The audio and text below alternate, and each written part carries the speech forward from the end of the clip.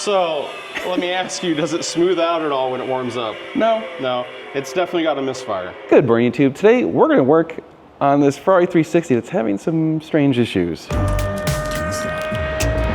you recording all of the nefarious activities? For you channel, my name is Dan, and with us today is AutoTechNick. So we have a legit certified Ferrari technician who won the Testarossa Awards. Forgive me, I don't know what year. It was 2019. 2019. Yep. So he's kind of a badass in the world of fixing Ferraris. I don't know how to put this, but I'm kind of a big deal. Really? And we have him here working on a pretty, well, I'm going to say hopefully easy issue. We'll find out. This car came in, it wanted a simple timing belt service, and when I took a look at the cams were not where they should be, and it's kind of running like crap. The belts and tensioners and everything have been replaced, but it's still unhappy. Nick's gonna take a look at it, figure out what's wrong with it, hopefully, and fix it, hopefully easily. We'll find out. So Yep. We'll see what we can do. Well, we'll at least know that the cam timing is gonna be set exactly where it needs to be. yeah, so if nothing else, the cams are gonna be dialed in, everything's gonna be all set in that respect. It's kind of been this challenging, weird thing where when we pulled off the cams, we looked at the cam marks, you know, on the back of the cams, they have a little teeny mark, and it was way off, like over a tooth off. And immediately that's a big red flag because they should be at least like, you know, pretty close. Like obviously I can't show you in fingers because it's too small. That was a big flag for us, like, oh crap, something's not right. That's just how it was. That's how it was when it came here. So that's how it still is. We haven't really done anything to change its situation other than it has new belts and tensioners. So now we actually need to make it run.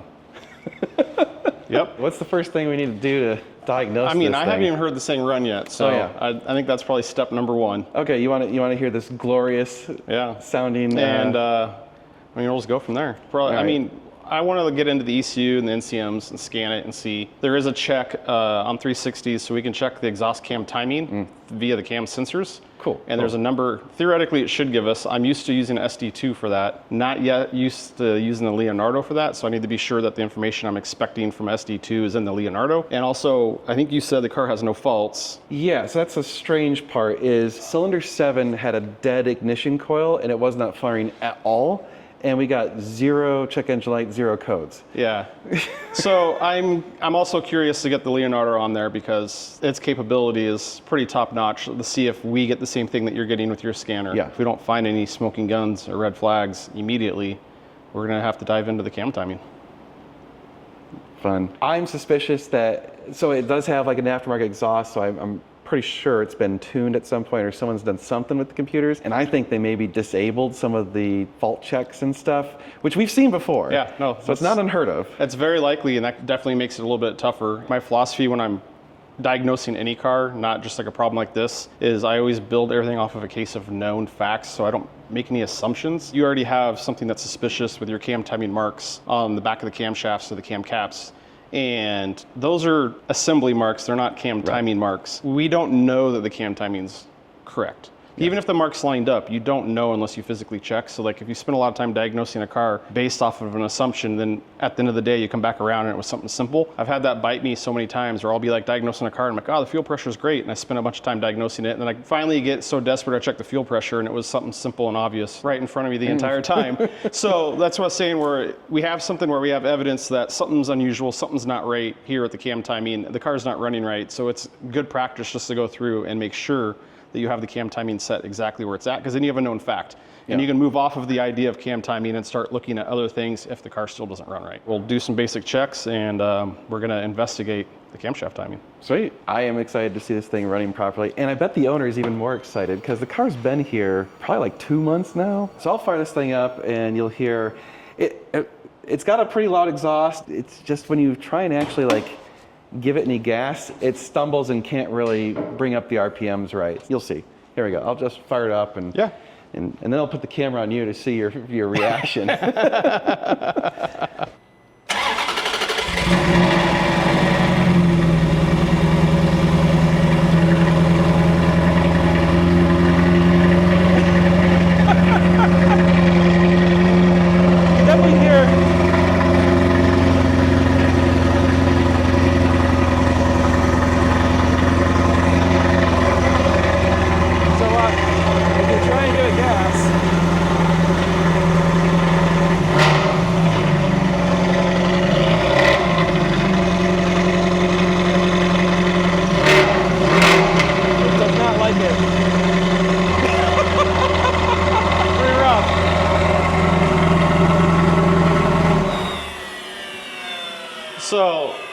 ask you, does it smooth out at all when it warms up? No. No, it's definitely got a misfire. Yeah. So there's still, It's still running. I think even with corrected cam timing, we might be looking at some other issues. something else. So, Yeah. so here's some other strange facts. We'll have to double check. I believe cylinder 7 is running now. I believe. I'm not 100% sure. Basically, when we checked it before, there was like raw fuel on it. You know, it wasn't brown or black at all. It had no signs of ignition. Now, the really weird thing is we thought, oh, you know what? We put the timing marks back where they are supposed to generally go, and then it wouldn't run at all. And we're like, oh, this is interesting. And we checked the compression, and here's where it's really cool. Compression on the right bank, totally normal. Everything on the right bank seems totally normal. Marks are lining up, everything seems fine. Left bank, it had 235 PSI across the entire engine, all the cylinders. So then we put it back to where it was originally. Yeah. The compression goes back to normal, 185, 190 PSI. And then it starts. So yeah, I mean, like I said, it's kind of where we don't want to make assumptions, right? So like we need to know if the cam timing's good, because let's say the cam timing's wrong, we put it back where it's supposed to be and the car doesn't start.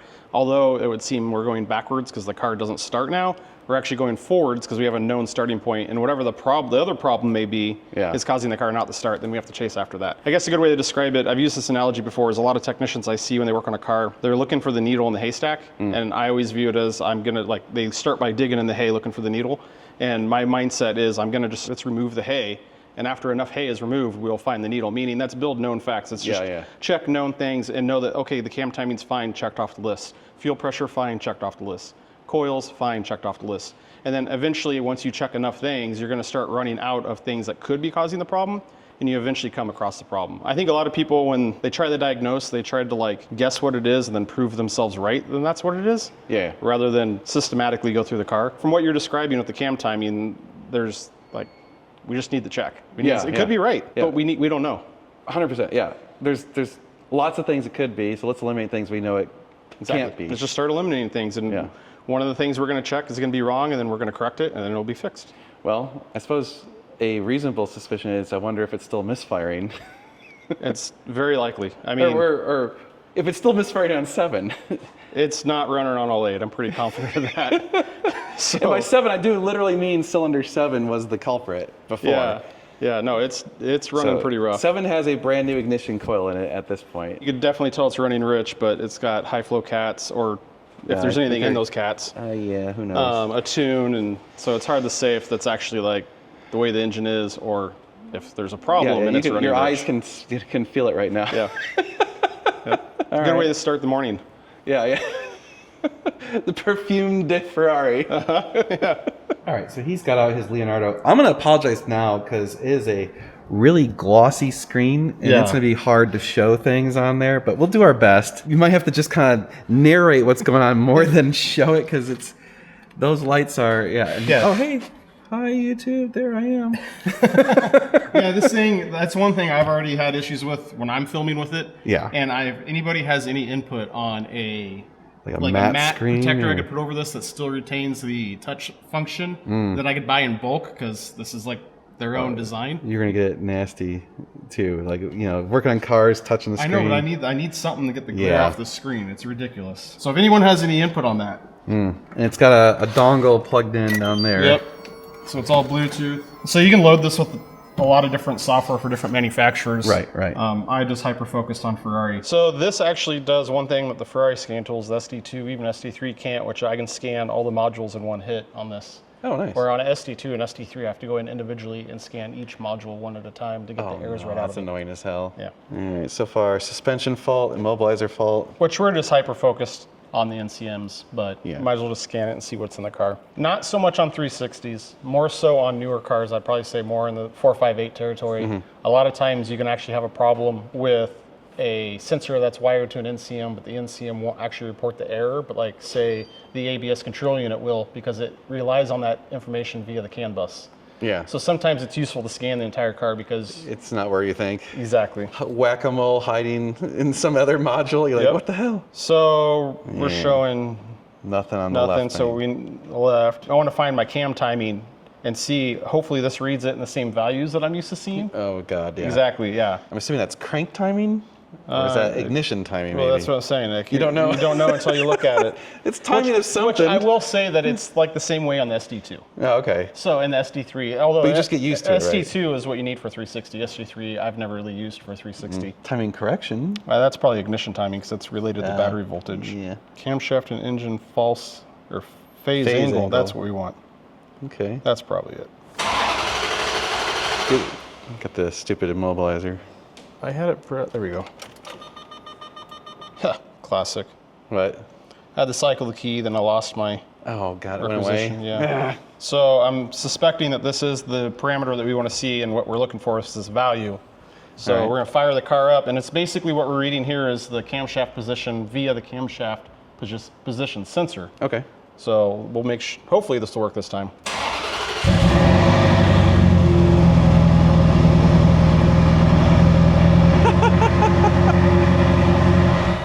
Great.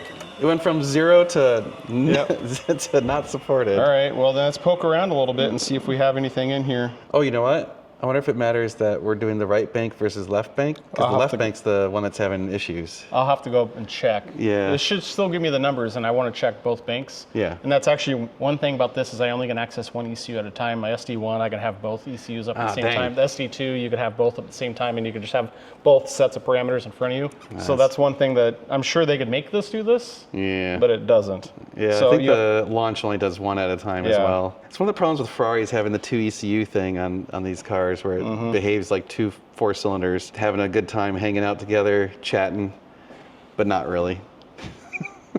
New things we're trying. Yep, and this one, our adaptation for crankshaft to camshaft might work. Okay. We'll fire it up again. Mobilizer.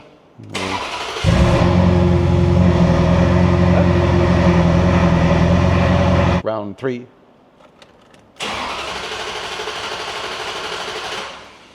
That one populated. Ooh, yeah, those one went real quick.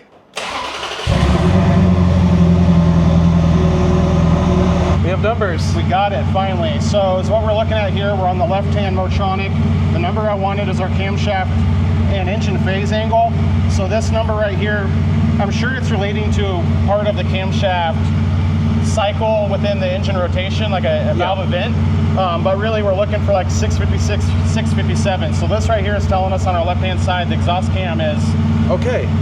relatively, but we still need to go through and check it because it can be a little off a degree here or there, but Right. it's not grossly out. So I now need to go and get into the right-hand NCM and check See the how it's same number. looking. Yeah. Okay. Isn't it based on 2 full rotations of the crank, right? Because they're running at half the That's speed yeah, so it's probably 720.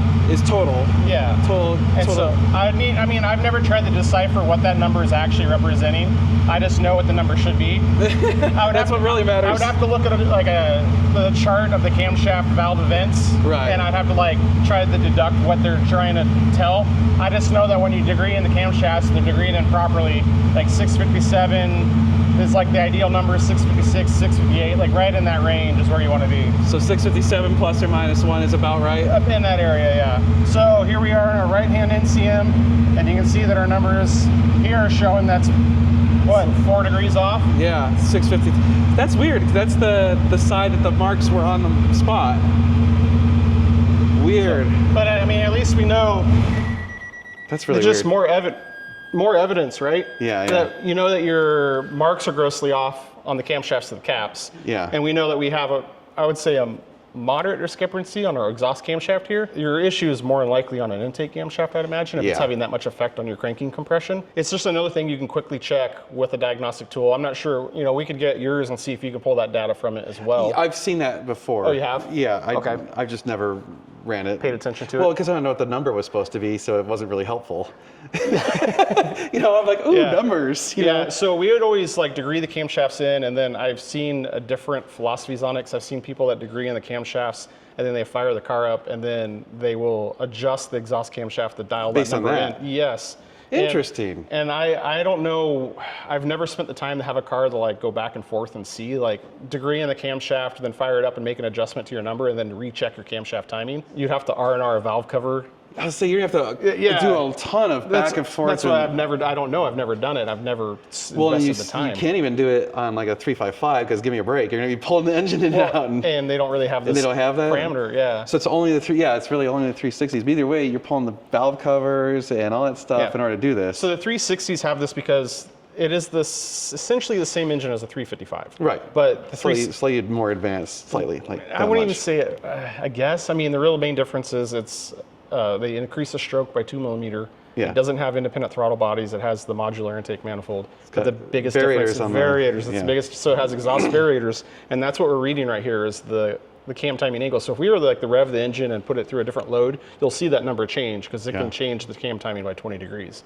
We're just monitoring it here at idle. This is specific. Like you can read these numbers on 430s, 458s. So they all have variators as well. But those ones also have intake variators. Yeah. Intake and exhaust. So is there a different number you should be seeing on the intake? Well, I've never checked because you're not doing timing belts. Oh yeah, on you're never changing it. Well, but there has been issues of variators and the seal rings around the variators and the bushings in the head, and I have timed 430s several times. Okay. But I've never had it where it's just so routine that you look at the number and you're like, that's what it should be. Oh, yeah, As is a 360, it's part of the service. Some people will set the cam timing with a degree gauge and dial indicator or degree wheel, adjust the exhaust cams after the fact. And I don't know what's better because it's like, well, is mechanically the cam's in the right position, but then you're reading it electronically, and that's what the computer sees. Is that accurate? Yeah, which one's more precise? Good question, So right? it's just a difference in philosophies of what is the way to do it. I'm more of like set it mechanically with a degree wheel and a gauge, and then that is what seems like that to me anyway. Because are the electronics really that precise too? Yeah, I mean, I don't know. think, If you're I don't think the computer is going to adapt. So if the computer's like, oh, I'm seeing 4 degrees less, it wants 20 degrees of timing change. I'm only going to give it 16 to compensate for that 4. I'm pretty certain the ECU is not that advanced. It's just got a preset map, and it's at this RPM, this engine speed, this throttle angle. It gets this much advance, and it does it. So as long as your cam is physically where you need it to be, it's going to move it the same amount of degrees. I don't think it's going to adjust the camshafts independently. Right. That's not going to happen. By the way, if you ever think the timing's off, this is another reason not to give it a ton of gas, because it might be off enough where it's not smashing, but as soon as it starts adjusting it with the variators, it could make it smash. Yeah. What's next? Yep. Kind of back to what I was saying earlier, going off known facts and building those known facts or establishing them. There's enough going on that it'd be a lot easier, the peace of mind, knowing the cam timing's set correctly. Yeah, and run through that. If the cam timing's perfect, then we know it's not that. I would expect that if we only fix the cam timing and didn't do anything else, it's still going to have an issue when we're done and it's running. We're going to have all the spark plugs out because we're going to have the valve covers off. We need the spark plugs out so we can rotate the engine over. So we're going to have our hands on more parts while we're doing the repair, which is going to give us more information of how it's running and what could be the problem. So we'll look at that why we're doing it, but also, if we continue to keep trying to diagnose it and assuming the problem isn't related to the camshaft timing, and then it ends up being the camshaft timing, that's again where you be careful of the assumptions. I think that's what we should probably dive into is start doing some disassembly because we got a bit of work to do before we can get in there for the cam timing. Yeah, so in order to degree in, we need the A-frame out, so we're gonna have to pull out this shit. Great. All right, well, time to get dirty.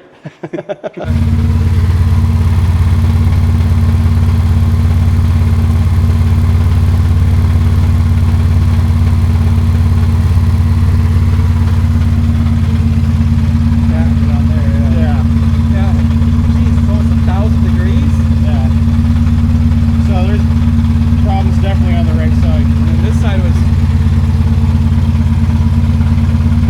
300 degrees, 500 degrees difference. 600 degrees. Let's shut it off. Okay, we're gonna melt the cats. Whoops. Well, that's interesting. We're just gonna, on a hunch, verify that maybe it's not a dead ignition coil or something causing our issues, because yeah, I'm curious to take a peek at the spark plugs. yeah, We have a significant discrepancy on temperature from side to side.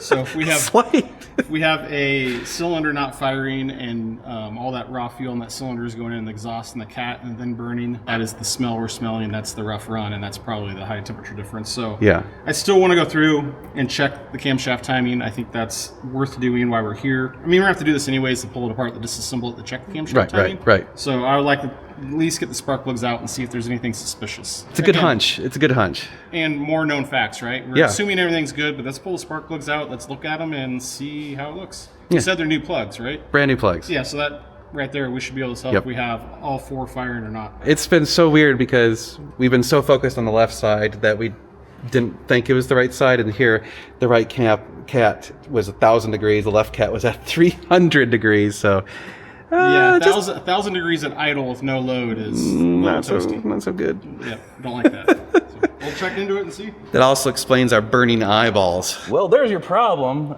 So that's 1, 2, 3, 4, and 2 and 3 have absolutely 0 signs of life. But yeah, but what's interesting here is this one, we have quite a bit of fuel on it, Yeah, but it's so clearly not firing. But this one's dry. dry. So we might have a bad injector. Yeah, hard to say. I think our... We got a lot of stuff going on. Yeah, you said you had some spare coils sitting around. I do. So I think that it would be wise Try that. just to throw those in. I mean, you could do checks on the coils, you know, make sure your power's ground signal and stuff. Yeah, but yeah. sometimes it's just easier to do the swapnostics. If you have some here, just toss them in. Swapnostics? Swapnostics. That's a new word for me. I try to avoid doing that, but on something like this, it's just quicker to toss in the coils. We can put the plugs back in and see how it runs, and it's very likely there's multiple problems with this car. Yeah. Well, So- we're chipping away at it. So Yeah. we've already resolved cylinder 7 was dead. Yep. Same problem. So now we got 2 and 3 dead. Similar problem, probably. Which, if let's say for sake of conversation, we put these new coils in and it fixes this problem. You already did it once on cylinder 7. You're going to want to just replace all of them. Yeah. Yeah. So they're dying. Yes, They're don't clearly pluck away at it one at a time. Just Right. eradicate the problem and do them all. right. Well, to be fair, I did cylinder 7 just because it was not running correctly, and I did that before I got owner's permission because I'm like, this thing ain't running. So I was like, I'm not going to go replace all 8 with without permission. Oh, yeah, for sure. Yeah, for sure. You can talk to the client and it's like, okay, we found you have 2 bad coils, but we already found this evidence. So Three out of 8 are bad Yeah, already. like right now the car already needs 3 coils. So that's really what it needs, but it's where you could really encourage the client. Like, it's really wise just to go and do them all, because if these 3 have already failed, we fix the car, who knows how long it's gonna be Yeah. before the others fail. And you don't want them to have the same problem again. Yeah, right. They get it home and then immediately Yeah. coil on cylinder 5 dies, and then they got the same problem. And then they're calling you and trying to get back in, and it's just inconvenient. Yep. All right, well, let's grab some coils. Put the plugs back in and Yeah. coils. A few moments later. All right, plugs are in. Plugs New are in. coils are in. New coils are in. Well, we'll see if that fixes it. All right, I guess we should hear a difference. Yeah, it should be immediate. Should be pretty obvious. Yep. We hope. All right. So I'm gonna do his trick. Apparently, you can key forward, push and hold the button, and then there you go. Okay, that's pretty nice. Here we go. Oh my God. yeah. Mother. Son of a bitch. Yep. Ah, well, damn it.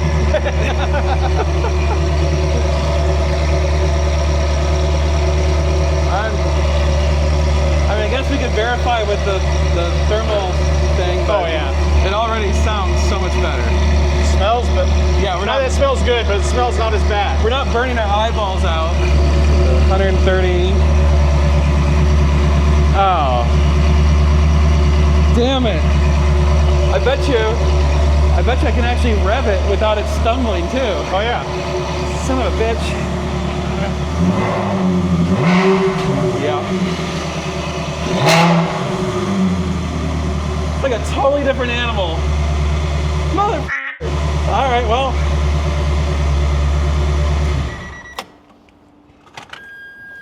I'm just gonna bow my head in shame. Shame! Shame!